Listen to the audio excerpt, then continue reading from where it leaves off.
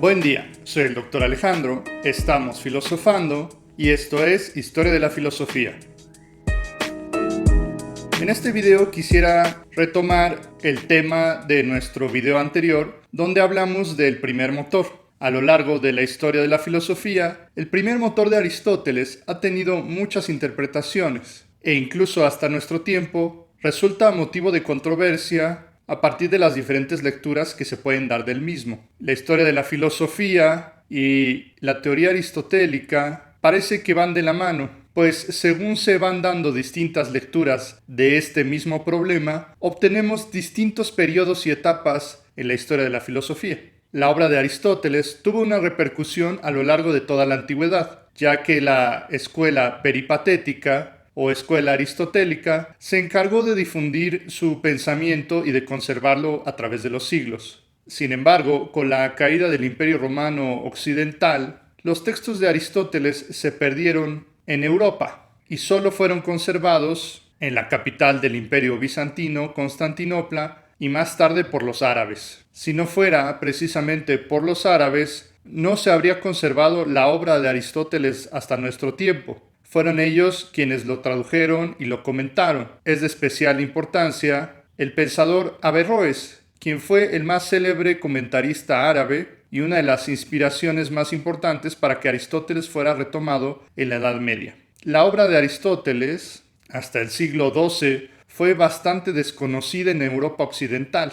Se le consideraba un autor menor que solo se dedicaba a los tratados de lógica y no se tenía mayor noticia de él. Por esta razón, la primera etapa de la Edad Media, conocida como Alta Edad Media, fue primordialmente platónica en su comprensión filosófica de la realidad. Sin embargo, en el siglo XII y con la llegada de la Cuarta Cruzada, los europeos occidentales tuvieron contacto con Constantinopla y con el Medio Oriente, y allí se pudieron hacer de algunos textos y traducciones de Aristóteles que a su vez fueron traducidos al latín por el célebre traductor Guillermo de Moerbeke. Fue en esta época que Aristóteles fue reincorporado a la tradición occidental europea y que pudo llegar a ser comentado por los más célebres teólogos y doctores de la Iglesia de aquel tiempo, siendo Tomás de Aquino el más célebre entre todos ellos. La lectura medieval que se hace de Aristóteles sintetiza el pensamiento de la metafísica con el pensamiento cristiano. Aristóteles había propuesto un primer motor que echaba a andar la realidad y que debía ser comprendido como un Dios filosófico. Sin embargo, Tomás de Aquino y otros comentaristas lo que hacen es identificar a este Dios aristotélico, que no tenía, por ejemplo, el concepto de la creación, ni era un Dios personal, ni tenía nada que ver con la tradición monoteísta, con el pensamiento cristiano.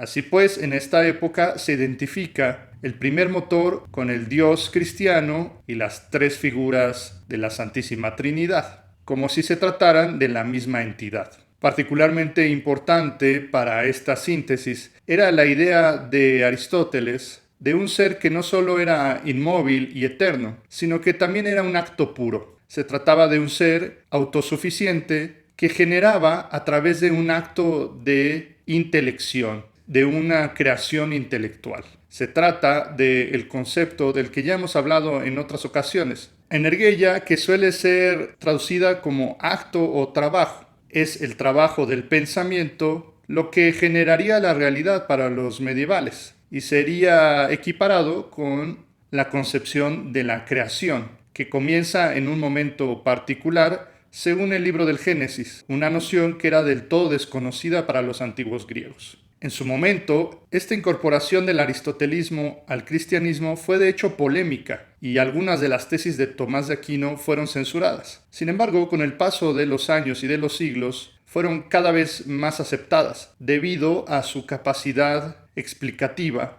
La Iglesia reconoció su valor hasta que el tomismo fue reconocida como la filosofía oficial de la Iglesia Católica. Precisamente por esto, los renacentistas y los modernos se opusieron con bastante fuerza al pensamiento aristotélico, ya que lo asociaban con el pensamiento cristiano, aunque esto, como hemos visto, fue de hecho un trabajo muy posterior a su obra. No obstante, la modernidad temprana va a distanciarse de la filosofía aristotélica por su asociación al cristianismo. No solo se criticaba su teoría metafísica del primer motor, sino también su pensamiento cosmológico, que defendía el geocentrismo, y su pensamiento físico o su filosofía de la naturaleza, que contradecía la observación empírica de muchos hechos. Por ejemplo, Galileo Galilei, al observar los planetas y las lunas con un telescopio, observó que estaban hechos de materiales comunes, de rocas y piedras, y que por tanto no deberían de estar constituidos de una sustancia supralunar como lo era el éter aristotélico. De esta manera, buena parte de la obra aristotélica cayó en desuso y en descrédito por la comunidad científica y filosófica, asociándose con algo medieval y supersticioso, anticuado, artificial y que no contemplaba los nuevos métodos de observación científica, ya que el aristotelismo y toda la filosofía clásica se basaba en la libre especulación de ideas y no en la observación directa de los fenómenos como lo hace la ciencia contemporánea.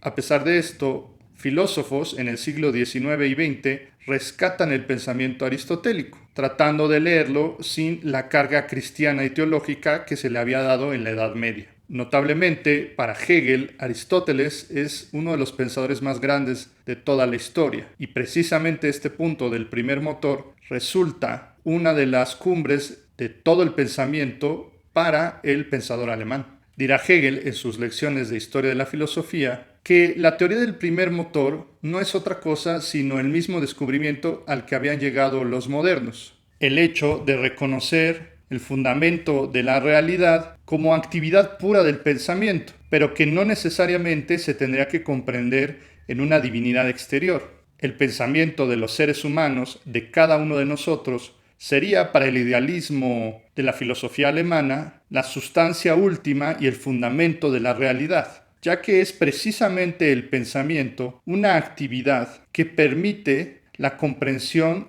de todas las cosas. En este sentido, la actividad del pensar permite el conocer y permite que haya un mundo en lo absoluto, un mundo para nosotros, los seres humanos. Con esto pareciera que Hegel está contradiciendo la teoría medieval. Sin embargo, lo único que hace Hegel es declarar que la religión, como la comprendían los medievales, por ejemplo, y la filosofía, dicen en realidad la misma cosa, solo que lo hacen a través de dos formas distintas. La religión utiliza metáforas y narraciones, símbolos para explicar realidades que pueden ser mucho más complejas y que la gente común no siempre tiene acceso y puede comprender. La filosofía, en cambio, utiliza conceptos y demostraciones y puede prescindir de las narraciones, que tienen que abogar siempre a la fe, para poder mostrar la misma verdad. Esta verdad que se dice en religión y en filosofía es que el fundamento último de la realidad es un pensamiento,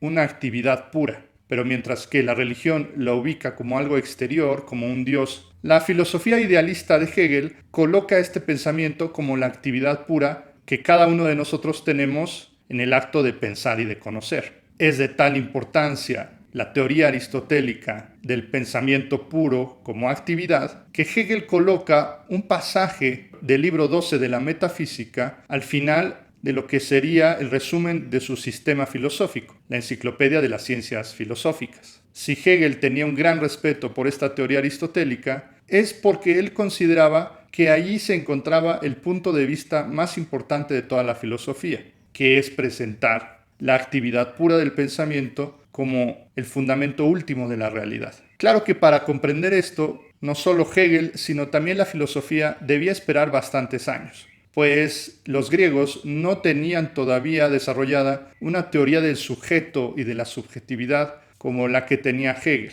Sin embargo, a pesar de que Aristóteles todavía no tenía las herramientas para expresar lo que podría expresar Hegel muchos siglos después, sí llegó a intuir una verdad fundamental que para Hegel seguía siendo cierta en su tiempo. Tendremos que esperar un poco más de tiempo y de historia para que estos contenidos se desarrollen y queden más claros en la filosofía hegeliana. Les pido que continúen viendo los videos para que ustedes vean cómo Hegel concatena el pensamiento aristotélico con toda la historia de la filosofía hasta llegar a él. Muchas gracias por ver este video y si te gustó dale like, comenta, comparte y suscríbete. Toca la campanita para recibir las notificaciones y visita mi página de Patreon y redes sociales si quieres apoyarme. El vínculo está en la descripción. Nos vemos en la siguiente semana. Hasta pronto.